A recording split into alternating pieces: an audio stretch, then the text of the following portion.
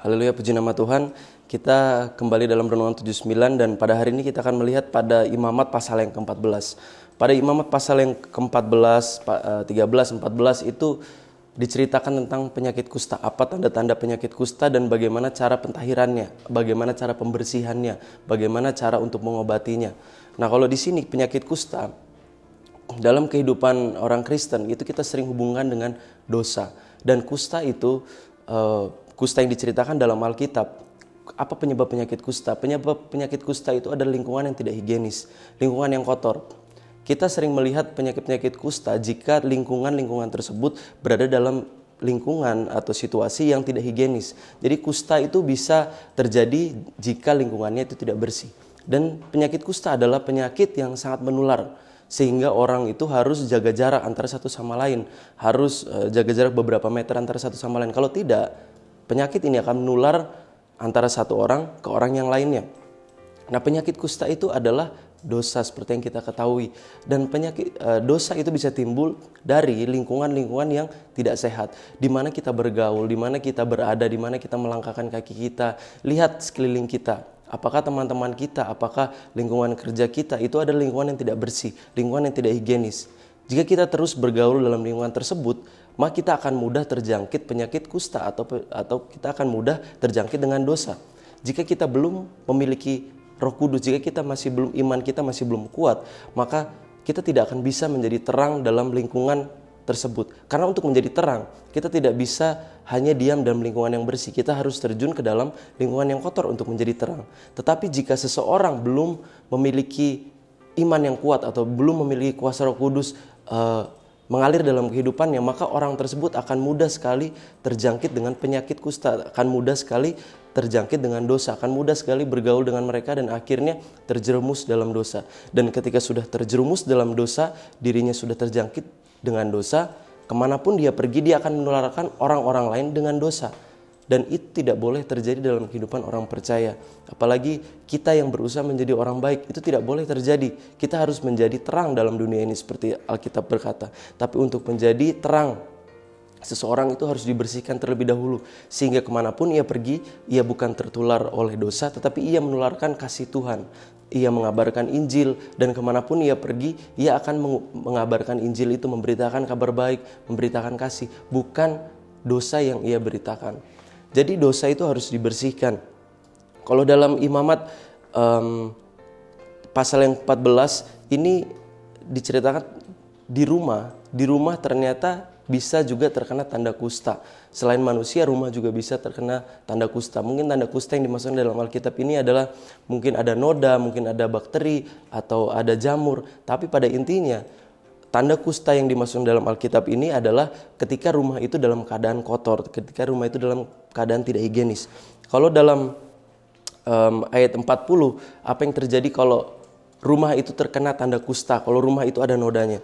Ayat 40, maka imam harus memerintahkan supaya orang mengungkit batu-batu yang kena tanda itu dan membuangnya keluar kota ke suatu tempat yang najis. Jadi seperti ini. Jadi ketika ada rumah yang ada bagian kotor, ada tanda kustanya, maka imam harus memeriksa rumah tersebut.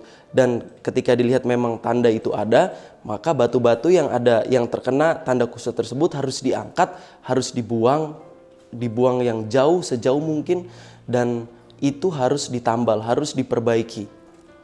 Dan itu bagaimana cara memperbaiki rumah yang ada tanda kustanya. Tetapi ayat yang ke-41 dikatakan, dan ia harus ayat 42, dan orang harus mengambil batu-batu yang lain, lalu memasangnya sebagai pengganti batu tadi, dan mengambil lepa lain dan melepah rumah itu. Tetapi jikalau tanda itu timbul lagi di dalam rumah itu sesudah batu-batunya diungkit dan sesudah rumah itu dikikis, bahkan sudah dilepah lagi, dan kalau imam datang dan menurut pemeriksaannya tanda itu meluas di dalam rumah, maka kusta ganaslah yang di dalam rumah itu, dan rumah itu najis.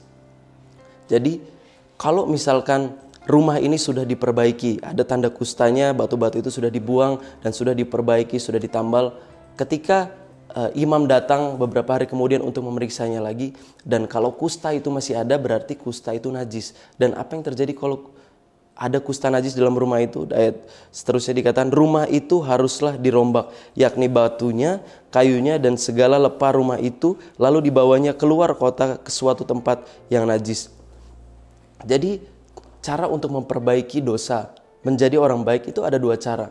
Kita sering melihat kesaksian orang-orang yang bisa saja menjadi baik dalam satu malam. Atau kita sering melihat kesaksian-kesaksian orang yang tadinya perokok berat, dalam satu malam tiba-tiba ia berhenti merokok. Itu suatu mujizat. Dan mungkin itu seperti yang dikatakan dalam Alkitab di sini, atau mungkin ada dosa kebohongan atau suka marah. Ada orang-orang yang bisa tiba-tiba berhenti begitu saja. Dan itu adalah mujizat memang. Tetapi kalau di sini kita melihat ada dosa-dosa yang bisa dicabut, dilepas dan bisa ditambal dan selesai. Tapi juga ada dosa-dosa yang di sini dikatakan dosa yang ganas, di mana ketika itu sudah ditambal, sudah diperbaiki dan rumah itu terlihat sudah bersih, tiba-tiba kusta itu bisa muncul lagi, dan itu adalah dosa yang ganas. Dan kalau dosa itu adalah dosa yang ganas, maka orang harus, dikatakan di sini rumah itu harus dirombak. Artinya harus menjalani proses yang berat, harus menjalani proses yang panjang. Dan kalau dikatakan dirombak itu berarti kehilangan segala sesuatunya. Apa yang telah dibangun, apa yang telah dibeli, apa yang telah dipunya, itu semua itu bisa dirubah dengan Tuhan. Akan diubah oleh Tuhan, dirombak, dibuat hidup baru lagi. Tujuannya apa? Bukan untuk menghancurkan, tetapi untuk membangun. Oleh sebab itu, kenapa Ayub waktu ia kehilangan harta bendanya, kehilangan istrinya, anak-anaknya, semua teman-temannya, teman-temannya berkata bahwa engkau sedang berbuat dosa. Karena teman-temannya menyangka dengan tertimpa musibah, Ayub ini sedang dibersihkan oleh Tuhan. Tetapi kenyataannya ya kita tahu Ayub tidak berbuat dosa. Tetapi dalam kehidupan kita, orang-orang biasa, orang Kristen, jika kita mengalami tantangan, jika kita mengalami pencobaan atau apapun yang serasa berat, apa yang kita bangun atau rumah tangga yang kita bangun atau teman-teman yang kita punya atau bisnis yang kita punya tampak hancur begitu saja, tampak lenyap begitu saja. Mungkin tantangan yang Tuhan berikan itu adalah karena Tuhan ingin membersihkan kita daripada dosa yang kita punya. Entah itu dosa kemarahan atau dosa apapun, dosa kebohongan, macam-macam orang juga berbuat dosa-dosa yang lainnya. Ada orang yang sudah bertobat beberapa bulan tetapi masih merokok, masih menonton video-video pornografi. Dan itu adalah, kalau itu tidak bisa dihilangkan secara singkat, maka itu orang itu harus melewati sebuah proses yang panjang. Dan sebuah proses yang panjang itu, merombak rumah itu tidak gampang dan tidak cepat. Itu butuh proses yang lama dan pasti sakit. Segala sesuatu yang membutuhkan proses itu adalah membutuhkan namanya usaha dari manusia. Kita harus Tuhan Tuhan mengizinkan itu terjadi dan manusia harus kuat mengalami segala sesuatunya. Dan proses-proses yang diizinkan Tuhan ini dengan satu tujuan untuk menjadikan manusia lebih baik. Supaya ketika kita sudah bersih, ketika kita ke tempat-tempat yang penuh dengan kusta tersebut, orang-orang yang berdosa, kita tidak tertular, tetapi kita menjadi berkat bagi mereka. Tuhan Yesus bisa menyembuhkan penyakit kusta. Tetapi jika kita terus berada dalam lingkungan yang tidak higienis, maka kusta itu akan kembali lagi. Tuhan Yesus menghapus dosa, iya, tetapi untuk menjadi orang yang baik itu harus melewati sebuah proses. Dan proses orang itu berbeda-beda. Jadi apa yang ingin saya katakan hari ini? Yang ingin saya katakan hari ini adalah mungkin kita mengkoreksi apapun yang terjadi dalam kehidupan kita, tantangan apapun yang terjadi dalam kehidupan kita, itu mungkin karena Tuhan menyayangi kita, karena Tuhan itu ingin menjadikan kita lebih baik. Karena mungkin ada dosa-dosa yang ingin dibuang yang ada dalam kehidupan kita. Kalau kita membuka dalam Filipi 2 ayat 12 dikatakan, "Hai saudara-saudaraku yang kekasih, tetapi senantiasa taat, karena itu tetaplah kerjakan keselamatanmu dengan takut dan gentar, bukan saja waktu aku masih hadir, terlebih pula sekarang waktu aku tidak hadir. Karena Allah lah yang mengerjakan di dalam kamu baik kemauan maupun pekerjaan menurut kerelaannya. Lakukanlah segala sesuatu dengan tidak bersungut-sungut dan berbantah-bantah, supaya kamu tidak beraib dan tidak bernoda sebagai anak-anak Allah yang tidak bercela di tengah-tengah angkatan yang bengkok hatinya dan yang sesat ini, sehingga kamu bercahaya di antara mereka seperti bintang-bintang di dunia." Jadi tujuan Tuhan untuk menjadikan orang lebih baik Itu tujuannya adalah menjadikan kita terang dunia, menjadikan kita cahaya bagi dunia ini di angkatan yang bengkok ini, di angkatan yang jahat ini. Jika kita melihat teman-teman kita rusak, jika kita melihat lingkungan kita rusak, Tuhan bisa memakai kita untuk ada di lingkungan tersebut, untuk menjadi cahaya di tengah-tengah lingkungan tersebut. Tetapi jika kita sudah diproses, jika kita sudah dibersihkan, jika kusta-kusta itu, dosa-dosa itu sudah tidak ada, jika dosa yang ganas itu sudah tidak ada, baru kita bisa menjadi berkat. Tetapi selagi kita masih belum memiliki kepercayaan diri untuk berada di tengah-tengah mereka, lebih baik kita berada di lingkungan yang positif dan bergumul dengan Tuhan. Setelah itu terserah Tuhan ingin pakai kita kemana, dan setelah itu Tuhan ingin menaruh kita di mana, itu terserah Tuhan.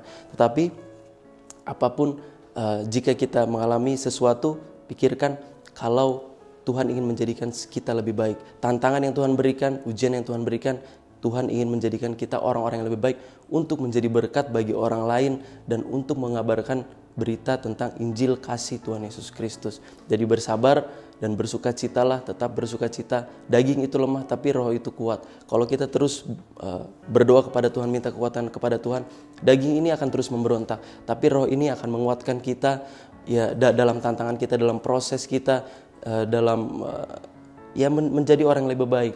Tuhan akan menguatkan kita. Puji nama Tuhan.